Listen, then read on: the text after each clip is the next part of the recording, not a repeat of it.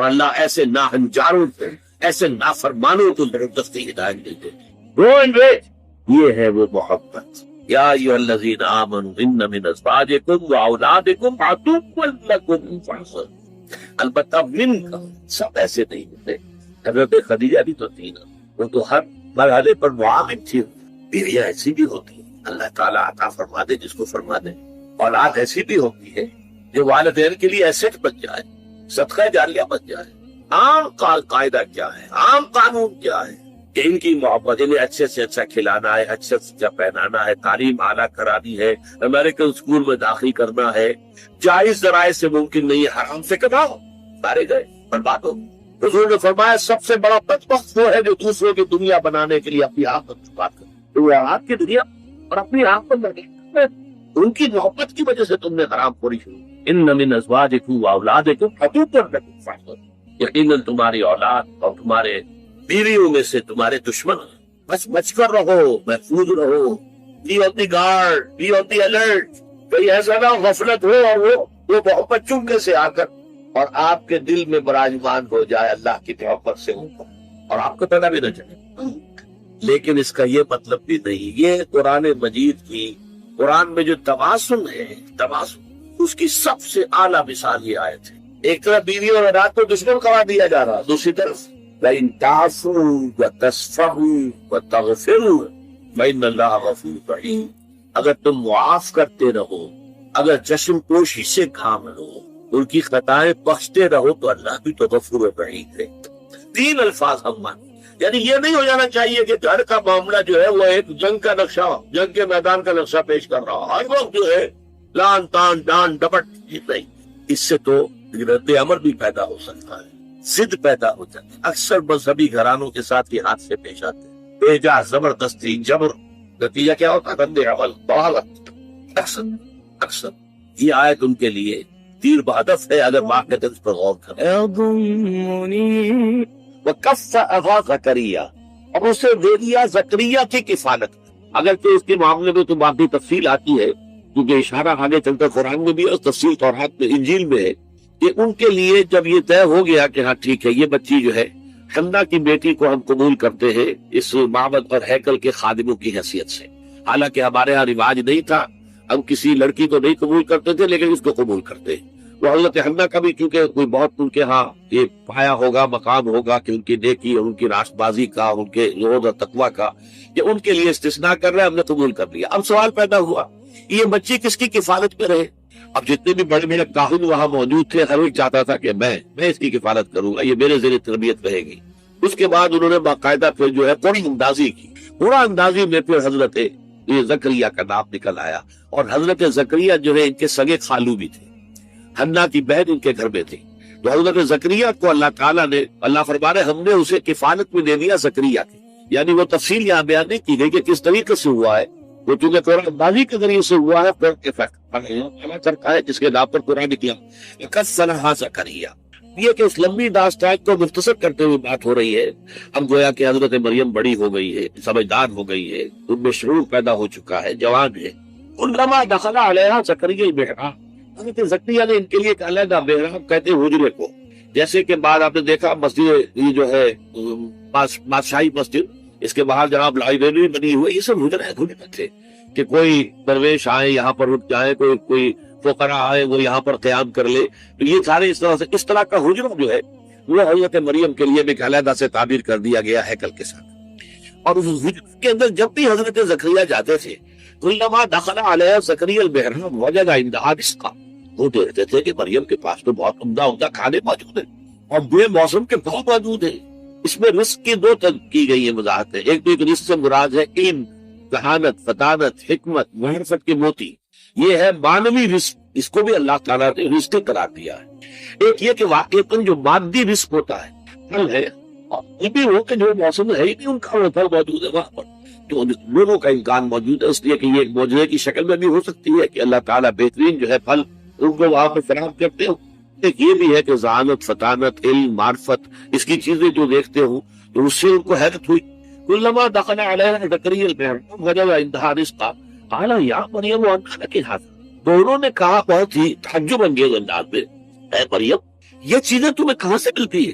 قالت هو من عند اللہ، حضرت مریم نے جواب دیا یہ سب اللہ کی طرف سے، ان اللہ یرزق من یشاء بغیر حساب، یقیناً اللہ تعالیٰ دیتا ہے جس کو چاہتا بغیر حساب، جتنی چاہے دولت دے دے، جتنی چاہے ذہانت اور فطانت دے دے، جتنی چاہے کہ نیکی طبیعت کی نیکی عطا فرماتے، اللہ کی دین ہے۔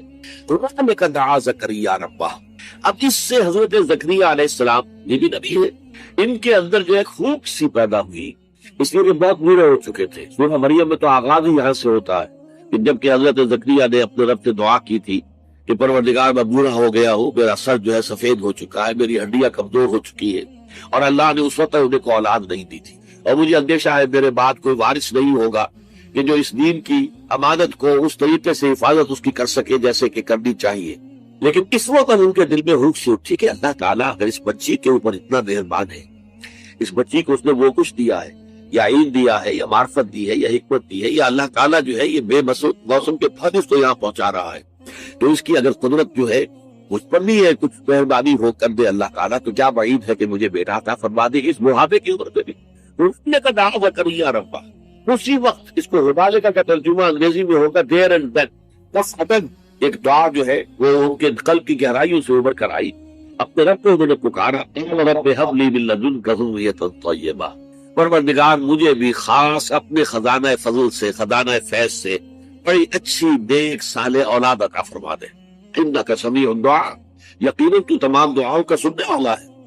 فنادت الملائکۃ وهو قائم یصلی فی المحراب، یہ محراب ہے خاص حضرت زکریا کی، اور پکارا انہیں حضرت زکریا کو فرشتوں نے، قائم یصلی فی المحراب، جب کہ وہ نماز میں کھڑے ہوئے تھے اس اپنے محراب میں، اپنے حجرے میں، ان اللہ یبشرک بیحییٰ مصدقا بکلمۃ من اللہ، اللہ تمہیں بشارت دیتا ہے یحییٰ کی، یعنی ایک بیٹا تمہارے یہاں ہوگا جس کا نام یحییٰ ہوگا، وہ تصدیق کرے گا اللہ کے کلمے کی۔ اللہ کے کلمے سے مراد حضرت مسیح علیہ السلام ہے، اس لیے کہ حضرت مسیح علیہ السلام کی وجود میں آنے میں جو باپ کا حصہ ہے وہ اللہ تعالیٰ کے کلمہ کن میں ادا کیا، جیسے کہ کلمہ کن سے حرف ہے عدم سے وجود میں آ جاتی ہے، انما امرہ اذا اراد شیئا ان یقول له کن فیکون۔ تو یہ جو انسانی ولادت ہے، ظاہر بات ہے کہ اس میں ایک کا حصہ ہے، ایک باپ کا حصہ ہے، وہ باپ کا حصہ چونکہ یہاں نہیں تھا، لہذا یہاں پر اللہ تعالیٰ کا ایک خاص کلمہ جو ہے وہ اس کی جگہ پر کن، اس میں گویا کہ اس کی جگہ لی ہے، تو گویا کہ حضرت مسیح علیہ السلام خاص طور پر کلمۃ اللہ ہے، اللہ کا کلمہ ہے، تو وہ تصدیق کریں گے اللہ کے کلمے کی، وسیداً، اور وہ بڑے سردار ہوں گے، اونچے رتبے والے ہوں گے، وحصوراً، اور بہت ہی نیک ہوں گے، مجرد رہیں گے، دنیاوی لذتوں سے، آسائشوں سے، شہوات سے کوئی سروکان نہیں ہوگا، نبی من الصالحین، اور وہ نبی ہوں گے صالحین میں سے۔ یہ ہے جو کہ خوشخبری حضرت زکریا کو مل رہی ہے جبکہ وہ نماز پڑھ رہے تھے اپنے محراب میں، اپنے اس حجرے کے اندر۔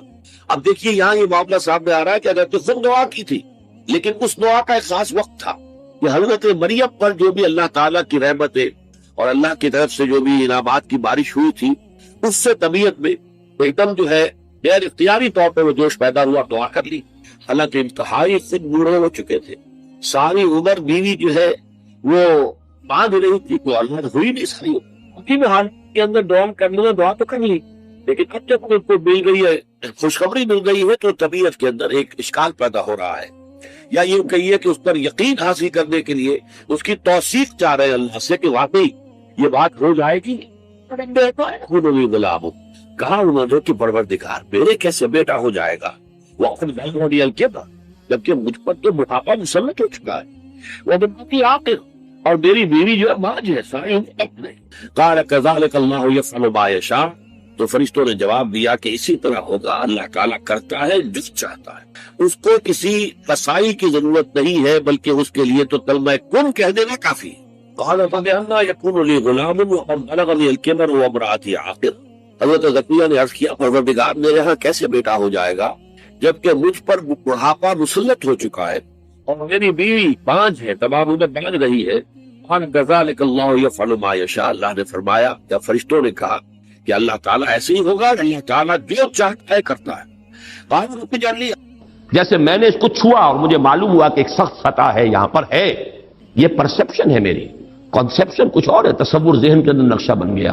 خدا کا تصور ہم قائم نہیں کر سکتے، لیکن خدا کے ساتھ ہمارا جو باطنی رشتہ ہے کہ اندر محسوس ہوتا ہے کہ ہے، جس کی مثال بھی میں نے دی تھی، بعض حضرات کے شاید علم میں نہ ہو، کہ جیسے میں اس وقت اس دیوار کو دیکھ رہا ہوں تو ایک تصور میرے ذہن میں قائم ہوا، دیوار اتنی لمبی ہے، اتنی چوڑی ہے، اتنی اونچی ہے، یہ دیوار جو ہے سفید رنگ اس پر ہوا ہے، میں نے ایک تصور قائم کر لیا. فرض کیجئے کہ میں اندھا ہوں، میں نہیں دیکھ سکتا، میں جاتا ہوں اور ہاتھ لگا کر دیکھتا ہوں دیوار ہے، کتنی لمبی ہے مجھے نہیں پتا، اس لیے کہ وہ کانسیپٹ تو صرف میرے اس ٹچ سے نہیں ہو گیا، یہ تو ایک یک رخا، ایک ون سائیڈڈ میرا اس وقت ایک پرسیپشن ہے، لیکن ہے، یہ میں جس زور سے کہوں گا ہے، دیوار ہے. تو ذات باری تعالیٰ کے لیے بس انسان کے پاس یہ کہ ہے، دور بینان بارگاہ الست جس پہ این بردان کہ ہست، بس یہ ہست ہے. باقی کیا ہے کیسا ہے یہ ویسے تو ہم بہرحال مسلمان ہونے کے ناطے اللہ کو ہم مانتے ہیں اسماء و صفات کے ساتھ، تو ہم اس کی صفات کو مانتے ہیں، لیکن تجزیہ کیجئے تو صفات کے بارے میں بھی ہمیں کیا پتا ہے. اللہ دیکھتا ہے، کیسے دیکھتا ہے یہ تو نہیں پتا، کتنا دیکھتا ہے یہ بھی ہمیں نہیں پتا، یعنی اس کی بھی اصل حقیقت جو ہے دیکھنے کی وہ تو ہمیں نہیں معلوم. اللہ کی کوئی ایسی آنکھیں تو نہیں جس سے وہ دیکھتا ہو. ہمارا دیکھنا تو روشنی کا محتاج ہے، روشنی ہو تو ہم دیکھ سکیں گے. کیا اللہ کا دیکھنا بھی کسی شے کا محتاج ہے؟ قطعاً نہیں. تو ہم تصور کیجئے اللہ کا دیکھنا کیا ہے، کچھ نہیں معلوم. ہمیں یہ معلوم ہے وہ دیکھتا ہے، ہمیں یہ معلوم ہے علی کل شیء قدیر، قدرت کتنی ہے اس کی، قدرت کی شان کیا ہے، کیا معلوم ہے. تو معلوم یہ ہوا کہ صفات کے بارے میں بھی تجزیہ کریں تو ہمارے ہاتھ پلے ہے کیا، وہ سوائے اس کے کہ ہم ایک صفت اس کی ایک مبہم کیفیت کو جانتے ہیں، وہ سمیع ہے، وہ بصیر ہے، وہ خبیر ہے، وہ قدیر ہے، وہ الحی ہے، وہ القیوم ہے، لیکن اس کی زندگی، ہمارا تو زندگی کا تصور اعلیٰ ترین زندگی تو ہمارے پاس ہے مخلوقات میں سے، اس زندگی کے ساتھ 100 طرح کی لیمیٹیشنز ہیں، 100 طرح کی مجبوریاں ہیں، لیکن یہ کہ کیا اللہ تعالیٰ کی زندگی بھی اس زندگی پر قیاس کی جا سکتی؟ معاذ اللہ. تو معلوم یہ ہوا کہ اللہ تعالیٰ کی ذات کے بارے میں تحیر کے سوا کچھ نہیں. تیسرا ہے تصور جو سب سے بلند ہے، وہ محبوب حقیقی، مطلوب اصلی، لا مطلوب الا اللہ، لا مقصود الا اللہ. ایک چوتھا تصور ہے وہ میں بعد میں عرض کروں. بہرحال قل هو اللہ احد، اب یہاں لفظ احد پر آئیے، اس لفظ کو بھی نوٹ کیجئے.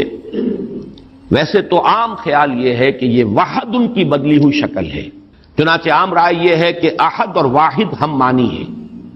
اکثر مفسرین نے اردو میں جو ترجمے کیے مترجمین نے، وہ کہو اللہ، وہ اللہ ایک ہے، اگرچہ اس پر خاصا اعتراض وارد ہوتا ہے. وہ بھی اللہ کو ایک مانتے تھے، صرف اس کے ساتھ کسی اور کو ایڈ کر لیا تھا. اس اللہ کو تو دو نہیں مانتے تھے، وہ جو بڑا اللہ تھا وہ تو ان کے نزدیک بھی ایک ہی تھا. اور ایک تو ہر شے ایک ہوتی ہے، جو معبود ہے 10 تو ان میں سے بھی ہر ایک اپنی جگہ پر تو ایک ہے، ایک کمپوزڈ ایک اس کا وجود ہے. لیکن بہرحال چونکہ اکثر و بیشتر رائے یہ ہے کہ احد اور واحد تقریباً ہم مانی ہے، ترجمہ کیا گیا کہہ دو وہ اللہ ایک ہے، اور یہ کہ واحد ہی کی بدلی ہوئی شکل احد ہے، یہ تو ہے تقریباً بالعموم جو رائے ہے. لیکن میرے علم میں آج ہی یہ بات آئی ہے اور وہ میں آپ تک بھی منتقل کر رہا ہوں. امام راغب اصفہانی، ظاہر بات ہے لغت کے تو بہت بڑے امام ہیں، اور مفردات القرآن پر ان کی کتاب جو ہے مارکت الدارا ہے مشہور، انہوں نے اسے علیحدہ مادہ قرار دیا ہے. احد ان کو الف ہا دال علیحدہ لائے، شروع میں الف کی تختی میں لائے، وحد ان کے ساتھ شامل نہیں کیا. معلوم ہوا کہ یہ ایک اپنی جگہ پر ایک مستقل مادہ ہے ان کے نزدیک. یہ وحد سے اس کا تعلق نہیں، بلکہ احد اپنی جگہ پر ایک مستقل علیحدہ مادہ ہے، اور اسی اعتبار سے انہوں نے اسے وحد سے علیحدہ کر کے الف کی تختی کے اندر لیا ہے. اب اس کا جہاں تک استعمالات ہیں اس میں بھی اتفاق ہے. 3 اس کے استعمالات ہیں. سب سے زیادہ استعمال اس لفظ کا ہوتا ہے نفی مطلق کے لیے، کمرے میں کوئی نہیں ہے، ایک بھی نہیں ہے. جب یہ کہنا ہو تو احد کا لفظ آئے گا. نافی احد، کوئی نہیں ہے، ایک بھی نہیں، اکیلا. اسی معنی میں قرآن مجید میں یہ لفظ بہت مرتبہ آیا ہے، خاص طور پر آپ سورہ کہف کو اگر دیکھیں گے، لا یشرک فی حکمہ احد، اللہ اپنے حکم اور اپنے اختیار میں کسی کو نہیں شریک کرتا، کسی ایک کو بھی نہیں کرتا. یعنی یہ نفی میں مبالغے کے لیے یہ لفظ استعمال ہوتا ہے. اور سورت ختم بھی ہوئی ہے فمن کان یرجو لقاء ربہ فلیعمل عملا صالحا ولا یشرک بعبادۃ ربہ احدا. احد کا اکثر و بیشتر استعمال عربی زبان میں نفی مطلق، کوئی نہیں، کوئی بھی نہیں، ایک بھی نہیں. جب اس کو کہنا ہو تو لفظ احد کا سہارا لیا جاتا ہے. یا پھر یہ لفظ آتا ہے مضاف یا مضاف الیہ ہو کر، جیسے عشرات کے ساتھ آئے گا، احد عشرہ کوكبا یا احد و عشرون جمع کر کے، یہ گنتی کے ساتھ یہ مضاف ہو رہا ہے، اور یا یہ کہ جیسے کہ مضاف الیہ ہوتا ہے، فاما احدکما فیسقی ربہ خمرا۔ حضرت یوسف علیہ السلام نے فرمایا تھا ان دو نوجوان جو داخل ہوئے تھے جیل میں ان کے ساتھ، انہوں نے اپنے اپنے خواب بیان کیے، تم دو میں سے ایک، احدکم، جیسے کہ حدیث میں آتا ہے لا یؤمن احدکم حتی یحب لنفسہ حتی یحب لاخیہ ما یحب لنفسہ، یا لا یؤمن احدکم حتی یکون ہواہ طبعا لما جئت بہ، یا یہ کہ لا یؤمن احدکم حتی اکون احب الیہ من والدہ وولدہ والناس اجمعین۔ اب یہ تین احادیث آ گئی زبان پر، تو احدکم یہ گویا کہ مضاف ہو کر آ رہا ہے، اس طریقے سے یہ لفظ مضاف ہو کر یا مضاف الیہ ہو کر استعمال ہوتا ہے۔ صرف قرآن مجید میں یہ لفظ ذات باری تعالیٰ کے لیے علیحدہ سے مستقل ایک صفت کے طور پر آیا ہے، قل هو اللہ احد۔ یہ ایک خاص بات ہے، اس کو نوٹ کر لیجئے کہ اس لفظ کا یہ استعمال اس اعتبار سے، صفت کے اعتبار سے کسی اور کے لیے غیر اللہ کے لیے ہے ہی نہیں۔ قل هو اللہ احد، یہ یہاں پر آ رہا ہے ایک مستقل صفت علیحدہ، لیکن یہ صرف اللہ کے ساتھ۔ اب یہاں میں عرض کروں گا کہ میں اس کا ترجمہ جو میں نے آپ کو گنوائے ہیں مولانا فراہی نے کیا ہے بے ہما۔ قل هو اللہ احد اللہ الصمد، کہہ دو اللہ بے ہما ہے، اللہ باہما ہے۔ اصلاحی صاحب ان کے شاگرد ہیں، انہوں نے ترجمہ کر دیا ہے بے ہما کا ترجمہ کہہ دو اللہ سب سے الگ ہے اور اللہ سب کے ساتھ ہے۔ صمد اللہ سب کے ساتھ ہے، باہما اور احد بے ہما اللہ سب سے الگ ہے۔ عام طور پر اردو مترجمین، شیخ الہند کو بھی میں نے دیکھا، مولانا اشرف علی تھانوی رحمہم اللہ دونوں کو دیکھا، کہہ دو اللہ ایک ہے، لیکن یہ کہ بہرحال میرا مزاج، میرا ذوق اس ترجمے کو قبول نہیں کرتا۔ واحد اور ہے، احد اور ہے، یہ شان ہی علیحدہ ہے، اس لفظ کو واحد کے بالکل برابر کر دینا کم سے کم میرا ذوق اسے قبول نہیں کرتا۔ ویسے قرآن میں وہ لفظ بھی آیا اللہ کے لیے، الواحد القہار، للہ الواحد القہار، واحد ہے، الواحد ہے، لیکن احد یہ شے ہی اور ہے۔ بہت قریب گئے ہیں مولانا مودودی، وہ لفظ لائے ہیں کہہ دو اللہ یکتا ہے۔ یکتا کا لفظ میرے نزدیک بہت قریب کی تعبیر ہے، لیکن میں اس کو ایک خاص، میرا چونکہ اپنی ایک رائے ہے اس کے اعتبار سے اس کا میں ترجمہ کر رہا ہوں، کہہ دو اللہ اکیلا ہے۔ اکیلا وہ ہے جس کے ساتھ کوئی نہیں۔ اکیلا کس اعتبار سے؟ یہ ہے اصل میں وہ نقطہ۔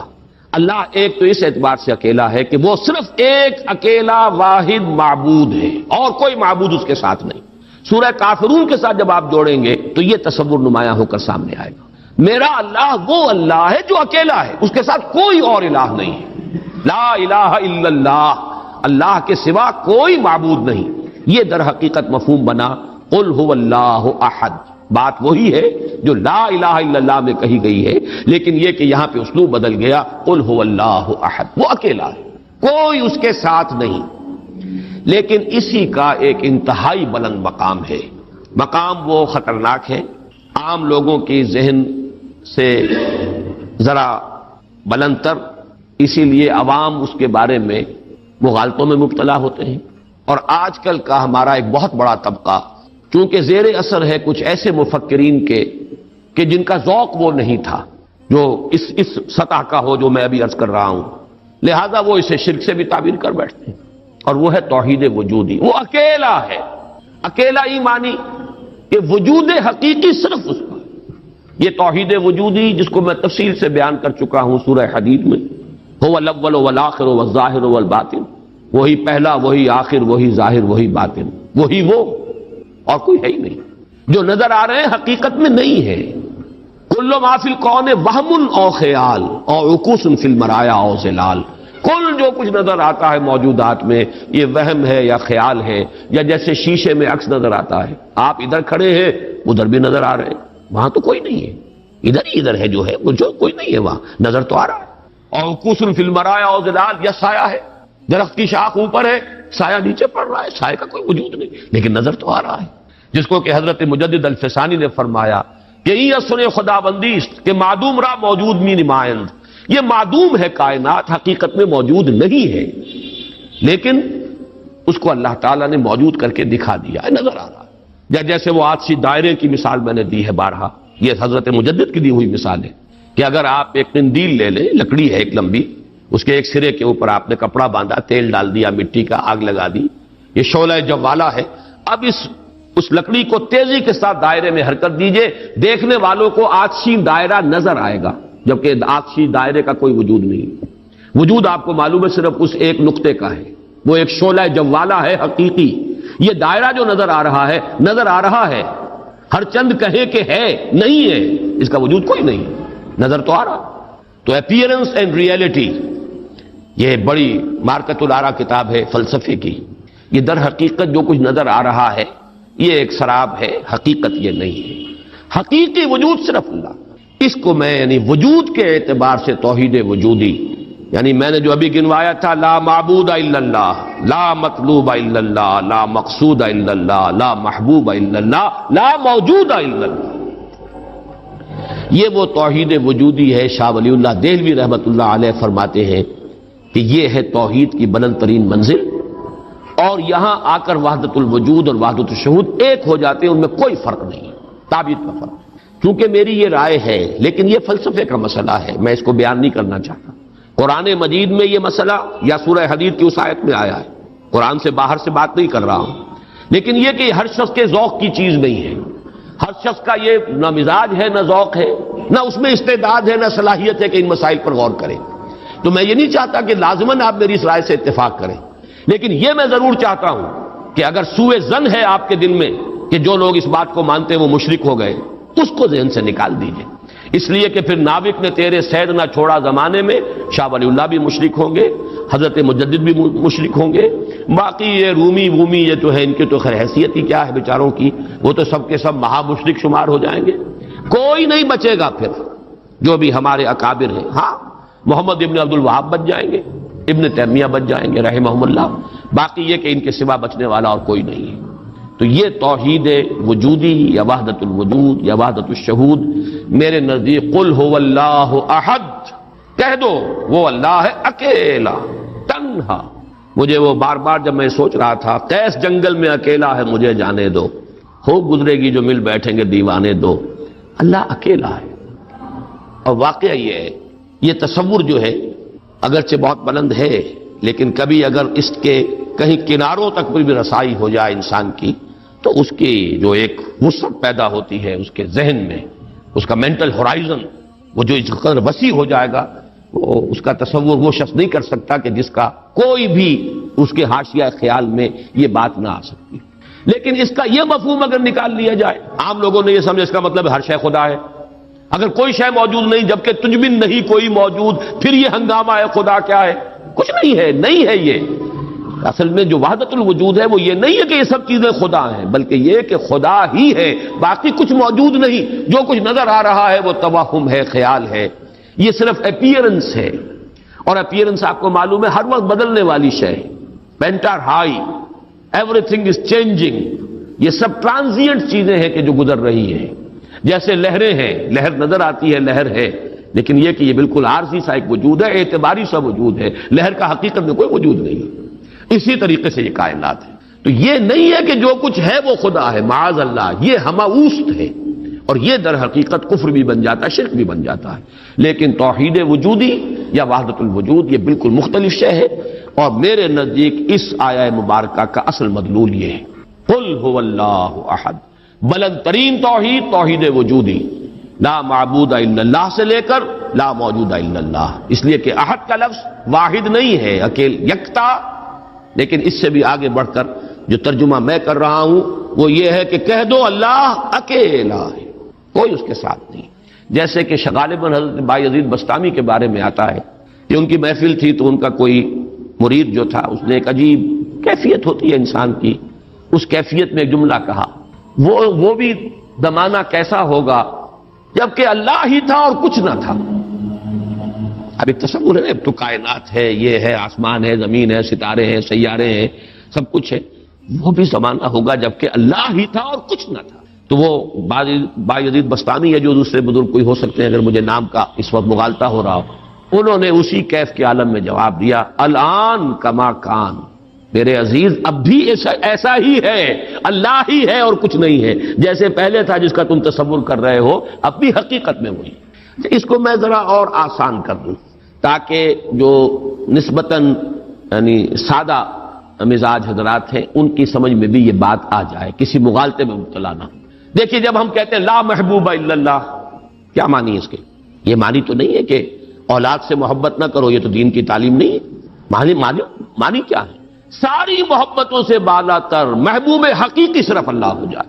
لا محبوب الا اللہ کا مطلب یہ ہے، یہ نہیں کہ آپ کاٹ دیجئے محبت ہر ایک کی۔ اولاد سے محبت کرو، شوہر بیوی سے محبت کرے، بیوی شوہر سے محبت کرے، وطن سے محبت کرو، بلکہ اتنی خوشخبریاں ہیں وجبت محبتی للمتحابین فیہ، میری محبت واجب ہو گئی ان کے لیے جو میرے لیے ایک دوسرے سے محبت کرے۔ تو ایک مسلمان سے محبت کرتا ہے، ایک مومن سے محبت کرتا ہے، ایک مجاہد دوسرے مجاہد سے محبت کرتا ہے، یہ محبت تو مطلوب ہے۔ لا محبوب الا اللہ کا مطلب یہ نہیں ہے کہ ساری محبتوں کی نفی ہوگی۔ اسی طرح جب ہم کہتے ہیں لا موجود الا اللہ، اس کا مطلب یہ نہیں کہ تمام موجودات کی نفی ہو گئی، بلکہ یہ کہ وجود حقیقی صرف اللہ کا ہے۔ یہ اعتباری وجود ہے جن کی کوئی حقیقت نہیں ہے، یہ دائمی وجود، مستقل وجود، وہ وجود جو از خود ہے، با خود ہے، خود بخود ہے، جسے کسی نے وجود نہیں عطا کیا، جس کا وجود ایسا نہیں ہے کہ کبھی شروع ہوا ہو کبھی ختم ہو جائے، وہ وجود حقیقی صرف اللہ کا۔ اب اس میں تو کوئی اشکال نہیں رہے گا۔ اس معنی میں اگر کہا جائے لا موجود الا اللہ تو ہر شخص کہے گا۔ اس کی ایک اور مثال میں آپ کو دے دوں، دعا استخارہ میں حضور فرماتے ہیں فَإِنَّكَ تَعْلَمُ وَلَا أَعْلَمُ وَتَقْدِرُ وَلَا أَقْدِرُ، اے اللہ میں تجھی سے استخارہ کر رہا ہوں، انی استخیرک بعلمک واستقدرک بقدرتک واسألک من فضلک العظیم فإنک تقدر ولا اقدر وتعلم ولا اعلم، تو جانتا ہے میں نہیں جانتا، تو قدرت رکھتا ہے مجھے کوئی قدرت حاصل نہیں۔ تو کیا کوئی قدرت حاصل نہیں تھی حضور کو؟ کیا کچھ علم حاصل نہیں تھا حضور کو؟ یہ بمقابلہ علم خداوندی، بمقابلہ قدرت خداوندی کل موجودات کی قدرت اور علم کی نفی مطلق ہو جائے گی، کوئی علم نہیں۔ یہی بات یہاں کہہ دیجیے، کوئی وجود نہیں ہے، وجود حقیقی صرف اللہ۔ بہرحال یہ تمام تصورات ان کی تعبیرات ہیں، تعبیرات میں ذرا سخت سے سختر مقامات بھی آ جاتے ہیں، مشکل سے مشکل تر مقامات بھی آ جاتے ہیں، میں اس کی تفصیل میں اس وقت نہیں جا رہا، لیکن میرے نزدیک اس سورہ مبارکہ کی پہلی آیت اس عظیم ترین سطح پر توحید کو بیان کر رہی ہے، اور یہ جیسا کہ میں نے عرض کیا تھا جب تک یہ بات سامنے نہ آئے، چار اعتبارات سے کس طریقے سے توحید کے بیان کو اس صورت نے سمو لیا اپنے اندر اور جمع کر لیا ہے، تبھی اس کی وہ عظمت ہے کہ ثلث قرآن کے مساوی یہ صورت ہے، تبھی اس سے صحابہ کی وہ محبت کا راز جو ہے وہ کھلتا ہے کہ کیوں ہے، ایسے ہی نہیں ہے۔ قل هو اللہ احد، کہہ دو وہ اللہ ہے، میرا معبود جسے میں پوچھتا ہوں وہ اللہ ہے، لیکن وہ اللہ نہیں جسے تم پکار رہے ہو، وہ اللہ جو اکیلا ہے، تنہا ہے۔ اللہ الصمد، جیسا کہ میں عرض کر چکا ہوں صمد کا لفظ قرآن مجید میں ایک ہی مرتبہ آیا، اور اس کے مفہوم کو بھی دو معنی سے بیان کیا گیا ہے۔ ایک تو چونکہ ایک مرفوع روایت بھی امام راضی لے کر آئے ہیں، روی عن ابن عباس رضی اللہ تعالی عنہما، کہ حضور سے پوچھا گیا اللہ کا صمد ہونا کیا معنی ہے اس کے، تو آپ نے فرمایا هو السید الذی یصمد الیہ فی الحوائج۔ اصل میں یہ صمد جو ہے عربی زبان میں یہ ہوتا تھا کسی چٹان، مضبوط چٹان کی طرف جس کو پشت پر رکھ لیا جائے تو دشمن سے مقابلے میں انسان کو سہولت ہوتی ہے۔ اگر آپ جیسے کہ وہ حضرت عمر کا بھی واقعہ بیان ہوتا ہے، بعض حضرات تو اس کو نہیں مانتے لیکن اکثر لوگ مانتے ہیں کہ مسجد نبوی میں خطبہ دے رہے تھے حضرت عمر، اور اس وقت شام کے ایک محاذ پر جنگ بھی ہو رہی تھی، اس وقت حضرت ساریہ جو امیر الجیش تھے وہ کوئی غلطی کر رہے تھے، اسٹریٹجک مسٹیک ہو رہی تھی کہ انہوں نے پوزیشن ایسی لے لی تھی کہ جو غلط تھی جنگی تدبیر کے اعتبار سے، تو حضرت عمر نے وہی اللہ نے کہیں دکھا دیا، اللہ کو قدرت حاصل ہے وہ دکھا دے۔ آج ٹیلی ویژن سے آپ دیکھ سکتے ہیں تو اللہ تعالیٰ بغیر ٹیلی ویژن کے آج سے 1400 برس قبل دکھا سکتا تھا، انہونی بات نہیں ہے کہ وہ نقشہ سامنے آ گیا۔ جیسے حضور فرماتے ہیں جب آپ سفر معراج سے واپس آئے، جب سوال کیے لوگوں نے اچھا آپ مسجد اقصی میں گئے تھے، وہاں کتنی کھڑکیاں ہیں، کتنی کڑیاں ہیں، کیا ہے؟ تو اب حضور ایک دفعہ چونکے کہ اب یہ میں نے کوئی کھڑکیاں تو نہیں گنی وہاں پر، لیکن یہ کہ اگر مجمع میں آپ نہ بتا سکتے تو تالیاں پڑ جاتی۔ اس وقت اللہ نے فوراً وہ جو ہے لا کر سامنے کھڑا کر دیا وہ نقشہ، اور حضور دیکھ دیکھ کر بیان کرتے رہے یہ ایسا ہے ایسا ہے۔ تو یہ تو در حقیقت بالکل اللہ کی قدرت سے ہرگز کوئی اس میں بودھ نہیں ہے۔ تو حضرت عمر نے وہی فرمایا ہے اور صحابہ نے سنا ہے، یا ساریۃ الجبل، یا ساریۃ الی الجبل، ہے ساریہ کیا غضب کر رہے ہو، غلطی کر رہے ہو، پہاڑ کی طرف جاؤ، پہاڑ کو پشت پر رکھو، پہاڑ پشت پر ہو تو آپ پشت کی طرف سے اب محفوظ ہو گئے، آپ یکسو ہو کر سامنے سے دشمن کا مقابلہ کر سکتے، اور اگر اندیشہ رہے کہ کہیں پیچھے سے کوئی حملہ آور نہ ہو جائے تو وہ توجہات جو ہیں وہ منقسم رہے گی۔ بہرحال یہی معاملہ ہے صمد کا، وہ ہستی جس کی طرف رجوع کیا جائے، جس کو پناہ گاہ سمجھا جائے، جس کی طرف اپنی مشکلات کے اندر رجوع کیا جائے، اور اس اعتبار سے پھر وہی مطلوب بن جاتا ہے، وہی مقصود بن جاتا ہے، وہی محبوب بن جاتا ہے، اسی کی عزت کی جاتی ہے، اسی کی تکریم ہوگی، اسی کا اعزاز ہوگا، اس کے سامنے انسان جو ہے وہ اپنے آپ کو جھکائے گا، جس بڑے بڑے سردار۔ تو یہ سمد جو ہے اس معنی میں، اور ایک سمد وہ شے ہے جس کو کھوکھلی نہ ہو، لا جوف لہو، بہت مضبوط اپنی جگہ پر توانا چٹان۔ ایک تو وہ چٹان ہے جو کھوکھلی ہے، لیکن یہ کہ ایک چٹان وہ ہے جو مضبوط اور بالکل سالڈ چٹان۔ ان دونوں اعتبارات سے اللہ الصمد کا ترجمہ اب مولانا فراہی، مولانا اصلاحی صاحب کا تو یہ ہوا کہ اللہ تعالی با ہما ہے، ذات میں بے ہما، کسی سے اس کا کوئی تعلق نہیں، یکتا بلکہ اکیلا۔ لیکن یہ نہیں ہے کہ مخلوق سے منقطع ہے، مر گئے ہم انہیں خبر نہ ہوئی، یا یہ ہے کہ مخلوق کی دعائیں نہ سنتا ہو، مخلوق کی حاجت روائی نہ کرتا ہو، نہیں، سب کا ملجا وہی ہے، سب کا ماوا وہی ہے، سب کے لیے پناہ گاہ وہی ہے، سب کی حاجت روائی کرنے والا وہی ہے، تو وہ اللہ صمد ہے۔ یہ دو احد اور صمد جو ہے اس نے جڑ کر اصل میں اسی طریقے سے ایک تصور کو مکمل کیا ہے، جیسا کہ آیت الکرسی میں اللہ لا الہ الا ہو الحی القیوم، الحی اور القیوم، الحی از خود زندہ، زندہ جاوید، اور قیوم باقی پوری کائنات کو تھامے ہوئے، سنبھالے ہوئے، پوری موجودات کا یہ سارا سلسلہ یہ محتاج ہے اللہ کا۔ اس کی میں نے پہلے بیان کی ہے، بہترین تمثیل وہ ہے جو مولانا مناظر حسن گیلانی رحمۃ اللہ علیہ نے دی ہے، ربط الحادث بالقدیم کی مثال۔ اللہ کی ذات اور اس کائنات کے درمیان ربط اور تعلق کیا ہے؟ انہوں نے مثال دی ہے کہ آپ اپنے ذہن میں نقشہ قائم کیجئے، تاج محل کا نقشہ، جس نے تاج محل دیکھا ہو، چلیے آپ نے مینار پاکستان دیکھا، مینار پاکستان کا تصور کیجئے، ذہن میں نقشہ قائم کیجئے۔ یہ ذہن میں جو نقشہ قائم ہوا ہے، آپ اس کے اوپر بھی ہیں، باہر بھی ہیں، اندر بھی ہیں، پیچھے بھی ہیں، نیچے بھی ہیں، آپ ہی آپ ہیں، وہ تو اس کا وجود ہی کوئی نہیں، لیکن ہے ذہن کے اندر ایک تصور قائم ہے اس وقت، اور یہ تصور اسی وقت تک قائم رہے گا جب تک کہ آپ کے ذہن کا ارتکاز ہے، توجہ اس پر ہے، توجہ ہٹی نہیں کہ اس کا کوئی وجود ہے ہی نہیں، وجود ختم۔ بالکل یہی معاملہ اس کائنات کا، یہ سارا سلسلہ اس کا قیوم اللہ ہے، تھامے ہوئے، اسی کی توجہ، اسی کی عنایت، اسی کی ربوبیت، اسی کی خبرگیری، اسی کی تدبیر، یہ سب اس کو تھامے ہوئے۔ تو اپنی ذات میں الحی، کائنات کے لیے القیوم، اسی طرح اپنی ذات میں الاحد، اکیلا، تنہا، بے ہما، اور پوری کائنات اور جملہ موجودات کے لیے الصمد، اسی کی طرف رجوع، اسی کی طرف توجہ، وہی مطلوب، وہی مقصود، وہی محبوب، وہی حاجت روا، وہی مشکل کشا۔ اس اعتبار سے اس میں توحید عملی، اسی سے مانگو، اسی سے پناہ طلب کرو، اسی کی طرف توجہ کرو، انی وجہت وجہی للذی فطر السماوات والارض، اسی سے لو لگاؤ، اسی سے حاجت روائی کے لیے سوال کرو، اسی کے سامنے مشکلات پیش کرو، یہ تب جو ہے پھر اسی کی عبادت کرو، اسی کی اطاعت کرو، اسی کی بندگی کرو، اسی کی توقیر کرو، اسی کی تعظیم کرو۔ یہ تمام چیزیں کہ جو عمل میں آ جائیں گی، وہ توحید وجودی، یہ توحید عملی۔ قل هو اللہ احد اللہ الصمد۔ تیسری آیت میں ہے توحید ذاتی، لم یلد ولم یولد۔ میں شرک کے مختلف اقسام کے ضمن میں جو 6 کیسٹ ہیں، اللہ کا شکر ہے بہت دنیا میں عام ہوئے ہیں، اس میں یہ تقسیم بیان کر چکا ہوں۔ شرک فی الذات، شرک فی الصفات، اور شرک فی العمل یا شرک فی الحقوق، یہ 3 شرک ہیں۔ شرک فی العبادت، یہ تیسری جو نوعیت ہے، اس کے لیے شرک فی الحقوق بھی کہا جا سکتا ہے، اسی کا حق ہے کہ اس کی عبادت کی جائے، اور اسی کو شرک عملی بھی کہہ سکتے ہیں۔ بہرحال شرک عملی کی جڑ کاٹ دی اللہ الصمد۔ پہلا جو توحید کا درجہ ہے وہ بہت بلند ہے، بہت اونچا ہے، یہ حکما اور فلاسفہ کے بھی چوٹی کے لوگ، جہاں حکمت اور تصوف دونوں چیزیں جا کر جڑ جاتی ہیں، وہ ایک مقام ہے۔ خالص فلسفہ بھی انسان کو کہیں نہیں لے کے جاتا، اور عقل اور فکر کی بلندی نہ ہو تو تصوف بھی محض نفسیاتی ریاضتیں بن کر رہ جاتی ہیں، سائیکولوجیکل ایکسرسائزز کے سوا کچھ نہیں رہتا۔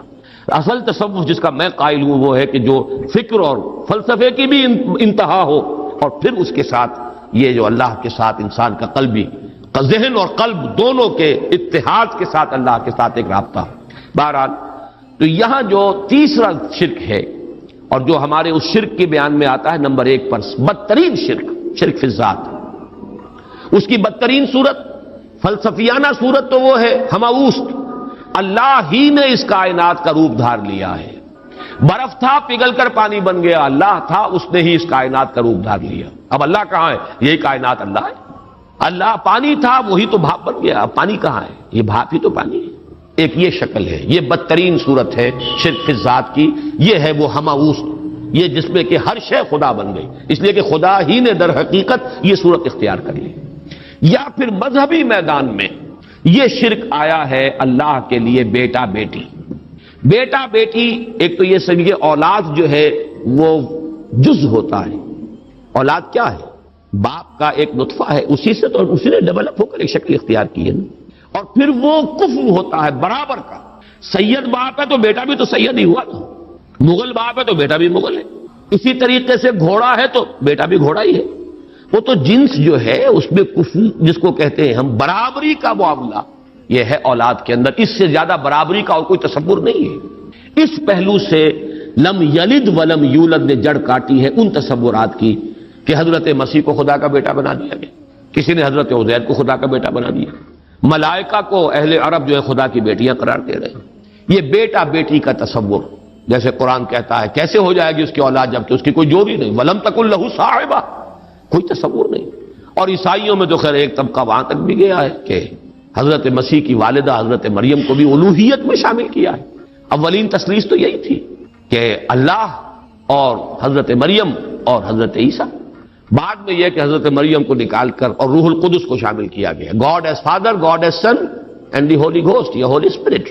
یہ تثلیث ہے جو عام طور پر اب چلتی ہے، لیکن پہلے تو تثلیث کے اندر جیسے کہ قرآن مجید میں بھی ہے حضرت مریم کو بھی انہوں نے شامل کیا تھا۔ اس اعتبار سے نوٹ کیجئے کہ لم یلد ولم یولد یہ در حقیقت توحید ذات، نہ اس نے کسی کو جنا نہ وہ جنا گیا، نہ کوئی اس کے والدین، نہ کوئی اس کی جورو، نہ کوئی اس کی اولاد۔ اس اعتبار سے وہ یکتا، تنہا، اکیلا، یونیک، انگریزی کا لفظ یونیک جو ہے وہ میں سمجھتا ہوں کہ شاید سب سے زیادہ قریب ترین تعبیر کرے گا، ایک یونیک ایگزسٹنس ہے جس کو کسی پر قیاس نہیں کیا جا سکتا، لا مثل لہ ولا مثال لہ ولا مثیل لہ، اس کے لیے کوئی مثال نہیں، لیس کمثلہ شیء وہو السمیع البصیر، اس کے مثال جیسی بھی کوئی شے نہیں ہے۔ یعنی یہ اب اس سے زیادہ ہماری زبان ہے، عربی زبان بھی تو آخر انسانوں کی زبان تھی، اس میں کسی ایک ایبسولوٹ اور مطلق تصور کو پیش کرنے کی جو لیمیٹیشن ہے وہ نہیں، لیسا کا مثلہ شیء، اب یہ اس سے زیادہ جو ہے نفی کرنا مثل کی، مثلیت کی، وہ ممکن نہیں۔ اور جیسا کہ میں نے اپنی تقریروں میں بیان کیا ہے، اس شرک پر اللہ کا غضب سب سے زیادہ بھڑکتا ہے، اس لیے کہ یہ تو ذات کو شریک کر دیا آپ نے اللہ کی، کیونکہ یہ فلسفیانہ ہماوست وغیرہ عرب میں وہاں موجود نہیں تھے، یہ ہندوستان کی بیماریاں تھیں، لہذا قرآن مجید میں اس کا ذکر اس انداز میں نہیں ہے۔ البتہ شرک فی الذات کی ایک شکل کے جو وہاں موجود تھی وہ بیٹا بیٹی کا تصور، اور شرک فی الذات ہی کی دوسری شکل جو ہندوستان میں یا اور دوسری جگہوں کے فلسفیانہ مذاہب میں ہے وہ ہماوست، کہ خدا ہی نے در حقیقت یہ روپ، وہ انکارنیشن کہیں یا یہ کہ یہ حلول و اتحاد ایجا محالست، یہ سارے تصورات جو ہیں یہ فلسفیانہ ہیں۔ لم یلد ولم یولد ولم یکن لہ کفوا احد، اور نہیں ہے کوئی بھی اس کا کفو، کفو کاف فے اور واو، اور کاف فے اور حمزہ، پھر یہ وہ ہے جو الف واو اور یہ جو ہے بدل جاتے ہیں، یہ ایک ہی مادہ ہے، اسی سے مکافات ہے، بدلہ، جیسا دناہم کما دانو مکافات۔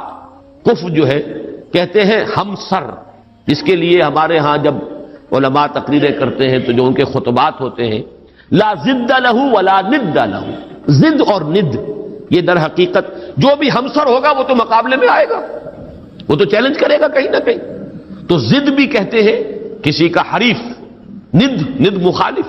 اور یہ لفظ حضور صلی اللہ علیہ وسلم نے استعمال فرمایا تھا جبکہ کسی صحابی کی زبان سے الفاظ نکل گئے، ما شاء اللہ و ما شئت، جو اللہ چاہے اور جو آپ چاہیں، حالانکہ اس میں ظاہر بات ہے کہ ان کی نیت میں کہیں بھی وہ بات نہیں ہو سکتی تھی کہ برابر کر رہے ہوں حضور کی مشیت کو اللہ کی مشیت کے ساتھ، لیکن یہ کہ چونکہ لفظ میں اشتباہ تھا، لفظ میں برابری سی ہو گئی ہے، ما شاء اللہ و ما شئت، تو آپ نے فرمایا، فوراً ٹوک دیا، اجعلتنی للہ ندا، کیا تم نے مجھے اللہ کا مد مقابل بنا دیا؟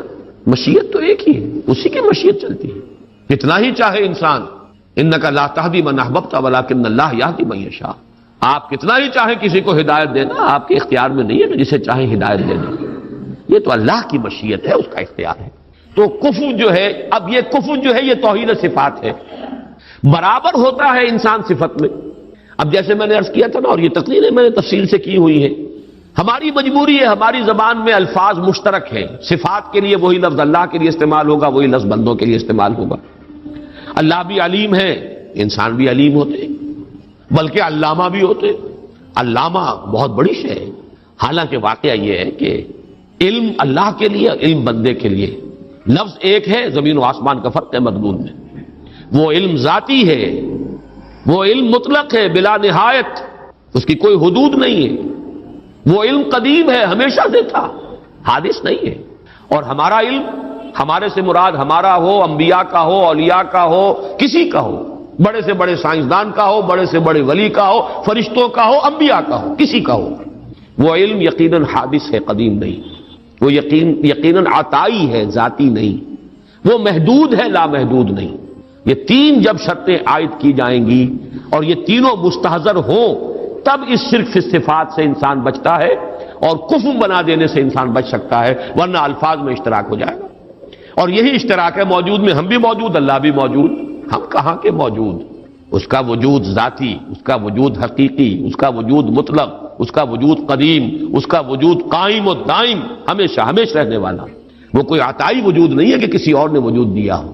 ہمارا وجود مستعار، دیا ہوا، عطا کردہ۔ لائی حیات آئے، قضا لے چلی چلے، اپنی خوشی سے آئے نہ اپنی خوشی چلے۔ ہمارا وجود محدود، ہمارا وجود عطائی، ہمارا وجود حادث، نہیں تھے، ہو گئے ہیں، پھر وقت آئے گا نہیں رہیں گے۔ تو وجود کا لفظ مشترک ہے، اللہ بھی موجود اور ہم بھی موجود۔ وہ وجود مطلق، اور یہ جو ہے ممکن الوجود، یہ ممکنات ہے، یہ اعتباری وجود ہے، اس کے سوا کچھ نہیں۔ تو کسی بھی اعتبار سے اللہ کے ہم سر، ہم پلہ، ضد اور ند کسی کو بنا دینا، اس کی نفی ہے۔ وَلَمْ يَكُنْ لَهُ كُفُوًا أَحَدٌ۔ اب یہاں احد دیکھیے اس معنی میں آیا ہے، نفی مطلق۔ یہ بھی ادھر پہلا ذہن میرا نہیں گیا تھا، یہ احد کا لفظ جو ہے، جو میں نے استعمالات بتائے تھے، دو استعمالات تو اسی صورت میں ہے۔ قُلْ هُوَ اللَّهُ أَحَدٌ، وہاں وہ صفت کے طور پر آیا ہے اللہ کے لیے، اور اللہ کے سوا کسی اور کے لیے یہ صفت کے لیے لفظ استعمال نہیں ہو سکتا۔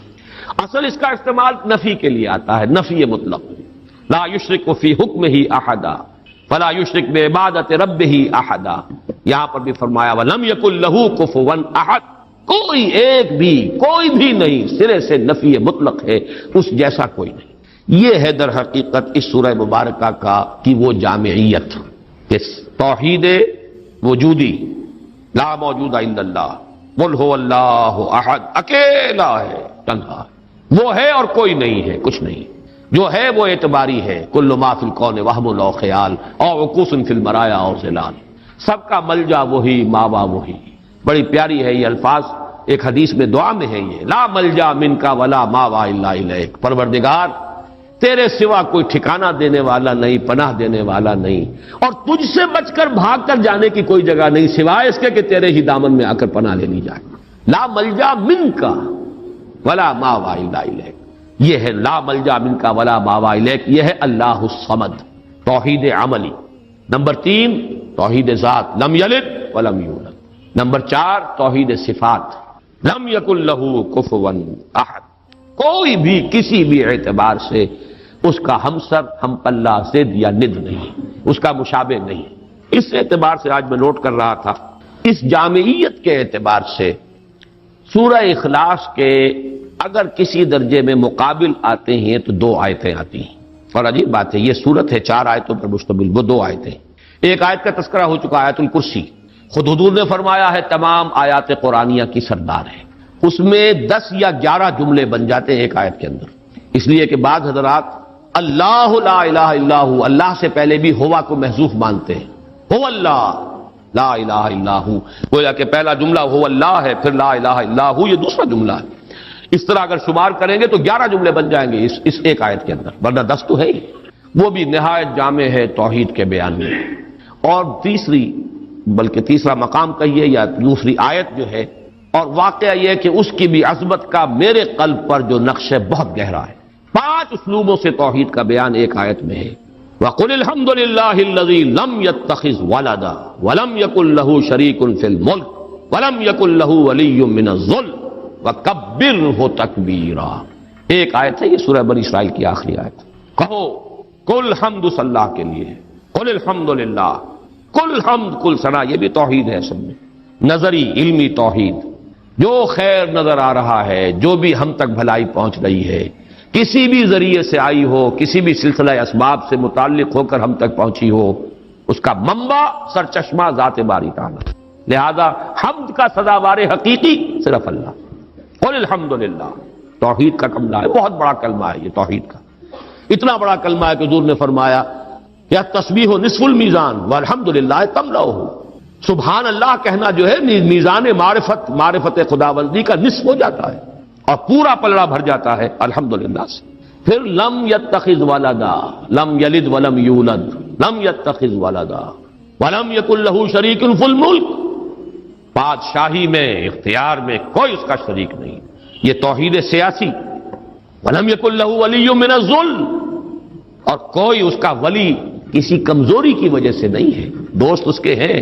تمہارے دوست ہوتے ہیں، تم انہیں پالتے ہو دوستیوں کو، اس لیے پالتے ہو کہ شاید کل کہیں کام آ جائے، ضرورت پڑ سکتی ہے، انسانی معاملات ایسے ہیں، لہذا دوستیاں پالی جاتی ہیں، دوستوں کی غلط فرمائشیں بھی پوری کی جاتی ہیں، ان کے غلط مطالبے بھی پورے کیے جاتے ہیں۔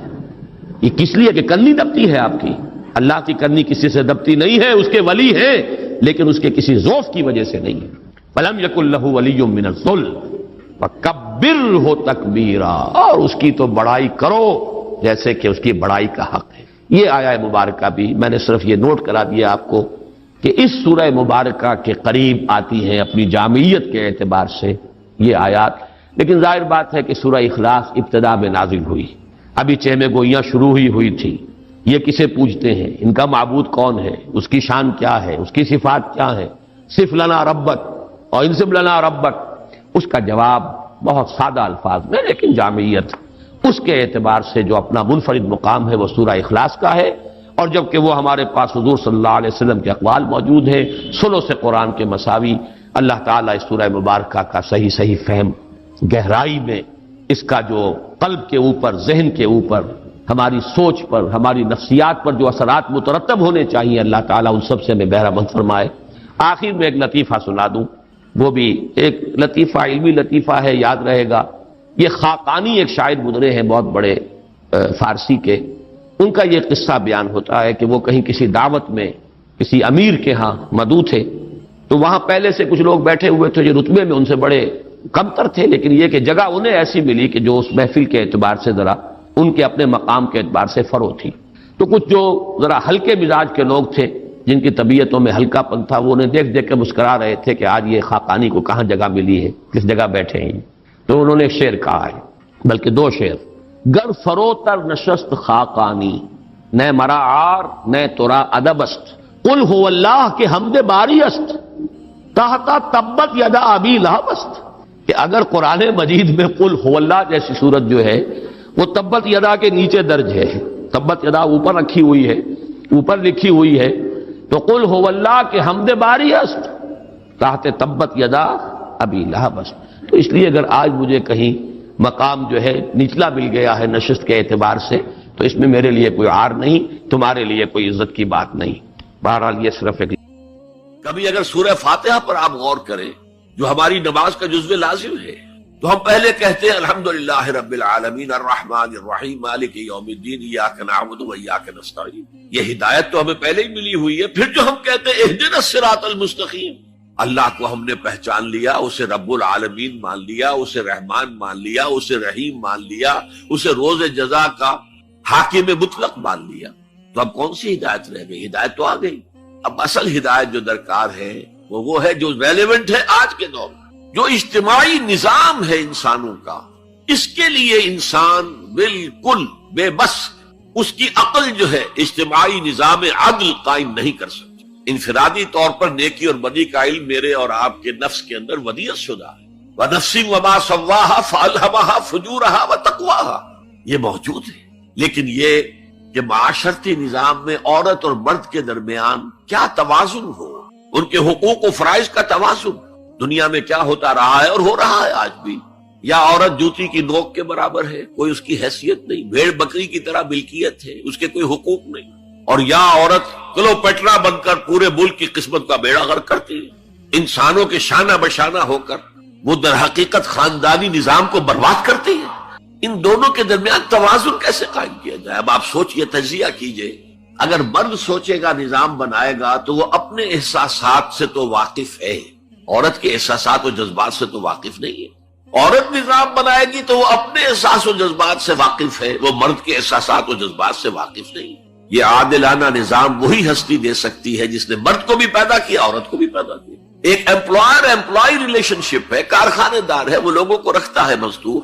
اب جو بھی پروڈکشن ہو رہی ہے، جو نفع ہو رہا ہے، اس میں کتنا حصہ مزدور کا ہونا چاہیے، کتنا سرمایہ دار کا ہونا چاہیے، کون طے کرے گا؟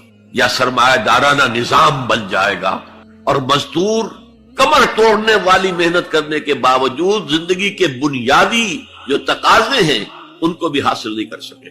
میں نے آپ کے ممبئی شہر میں جو اس وقت دیکھا ہے، یہ جو چھوٹے چھوٹے خانے بنے ہوئے کبوتروں کے سے جن میں انسان رہ رہے ہیں اور پوری زندگی ان میں گزارتے ہیں، یہ انسان، جبکہ اونچے اونچے محل موجود ہیں، بڑی بڑی عمارتیں موجود ہیں، ایکڑوں پر پھیلی ہوئی کوٹھیاں موجود ہیں، یہ ہے ننگا کیپٹلسٹک نظام، ننگا عریاں۔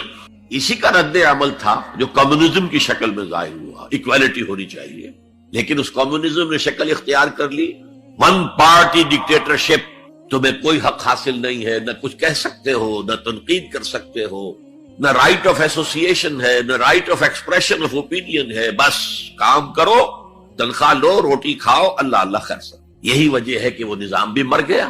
اسی طریقے سے کسی بھی نظام میں اگرچہ حاکم مطلق تو اللہ ہے، پھر بھی کوئی نظام آپ بنائیں گے تو کچھ حکام ہوں گے، اولو الامر ہوں گے۔ خلافت راشدہ میں بھی تھے نا، امیر المومنین تھے، اولو الامر تھے۔ عوام میں اور ان کے درمیان حقوق و اختیار کا توازن کیا ہو، کون طے کرے گا؟ اولو الامر تو چاہیں گے سارے اختیارات ہمارے پاس ہوں، ٹوٹلیٹیرین سٹیٹ قائم ہو جائے گی۔ عوام چاہیں گے ہمارے پاس ہوں اور ہمیں اتنی آزادی ہو کہ مادر پدر آزاد ہو جائیں، جو چاہے کریں، ہومو سیکسول ہو جائیں، ہومو سیکسول میرجز کریں، ہمیں کوئی روکنے والا نہ ہو۔ تو میں نے آپ کو بتایا اجتماعی نظام کے یہ تین گوشے ہیں، معاشرتی نظام، معاشی نظام، سیاسی نظام۔ آج کے انسان کی اصل ضرورت ہے، اس لیے کہ اس طرح کا ہمہ گیر نظام اس سے پہلے تھا ہی نہیں، لوگوں کو آزادی